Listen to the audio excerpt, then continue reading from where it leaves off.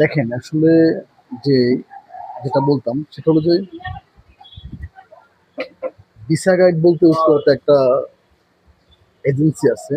তো এই এজেন্সিটা কিছু মানুষের কিছু স্টুডেন্টদের মানে অনেকগুলো টাকা মেরে দিচ্ছে। সো আইল গো টু মানে police station because I can see, মানে আমি যেটা দেখলাম সেটা হলো যে যে ওখানে মানে যেভাবে ভিসা গাইডের লোকজন যেভাবে মানুষের সাথে প্রতারণা করতেছে, লাখ লাখ টাকা হাতিয়ে নিচ্ছে।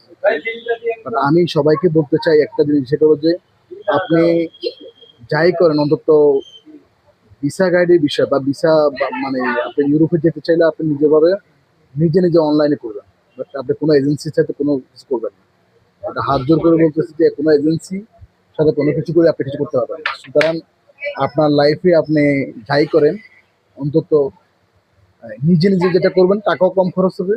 এই সব দালালদেরকে টাকা টোকা দিয়ে আপনার লাইফ নষ্ট করেন না। Thank you.